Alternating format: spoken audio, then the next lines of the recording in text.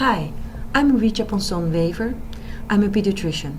In this tutorial, I'm going to explain to you the difference between diagnoses and problems and show you how to add new items to the problem list of your patient. You can access the problem list two ways: from the menu or in the physician workflow, as you can see here. Now, by clicking on the word problem list, you go to the same view as if you click it from the menu. This screen is divided in two parts. The upper part shows you the diagnosis being addressed this visit. That means that these diagnoses are only visible during this visit or this encounter, for example, an outpatient visit or an inpatient visit or an admission. So if the patient comes back next time at, for example, the ER, the diagnoses inserted over here are not visible anymore. The lower part of the screen shows you the problems, or what you can also call the medical history. These are the ongoing problems, and these will be visible on every visit in the future. Now remember this screen because in the physician workflow, the problem list is visualized a little different, because diagnosis and active ongoing problems are in the same list. These buttons will tell you the difference. This visit button refers to the upper part of the previous screen, and the chronic button refers to the lower part of the previous screen. Under this button, you can see resolved chronic problems, which are problems that are not active anymore. Now, to insert a new diagnosis for this patient, for example, you're an outpatient neurologist that sees this patient of 73 years old and conclude that he has a stroke.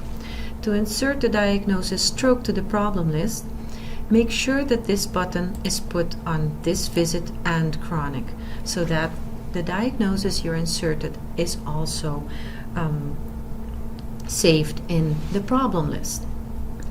Thankfully, you already see a couple of diagnoses in the list that your colleagues from internal medicine have inserted. So you know already that this patient has COPD, hypertension, esophagism, and type 2 diabetes. So now we're going to insert the new diagnosis, which can be done in the physician workflow in an easy way. To just insert the word stroke over here, you see that you get a drop-down list with several options that you can select, but you can also make it short and just select stroke. Okay, now you see that stroke has been inserted into your problem list, and you see that for this diagnosis, this visit is highlighted because it's applicable to this encounter, and you have also inserted it to the chronic list, so the chronic button is also highlighted. What you can do next is, from the ongoing problems, select which problems are relevant for this encounter. So for example, for this encounter, this patient with stroke, you conclude that hypertension is also relevant. And you can just click on the button, this visit, and it adds it to the list. Over here, you can select the priority of your diagnosis. So for example, if you say that hypertension is more important, then you just switch the numbers. For now, I will put stroke first and hypertension second. Cerner advises to use real diagnoses rather than symptoms like headache or fever, even if it's just a working diagnosis. Now, as I showed you, to insert items to the problem list in the physician workflow is quick and easy.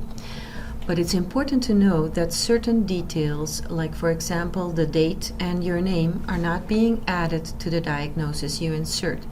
So maybe a better way to do this would be in the menu. In this screen, you can add a new diagnosis for this visit by clicking on this button, and a problem from the past by clicking on this button. For this patient, if you want to add a new diagnosis, click on, for example, this patient also has aphasia. Click on this button and insert your text over here. You don't have to always type the complete word, but just a part of it is enough.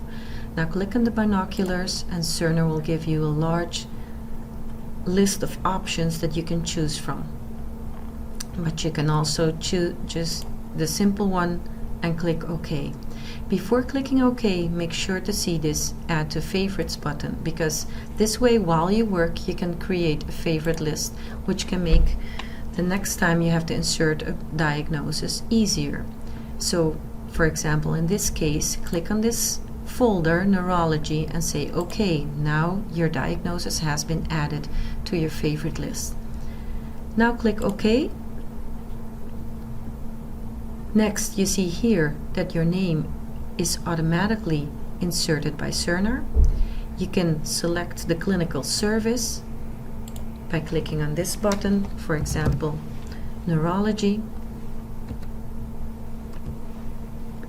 The date is also automatically inserted. Over here you can say what kind of diagnosis it is. Usually you just put discharge or admitting. The confirmation tells you the likelihood of your diagnosis. For example, you can put also possible, or confirmed is the default. The classification you can just leave as is, default is medical, and the ranking usually put just primary. You can also add comments to your diagnosis, and then there are 4 ways to save your diagnosis. You can say just OK, that way your diagnosis is saved only in the upper part of this screen, so only on this visit.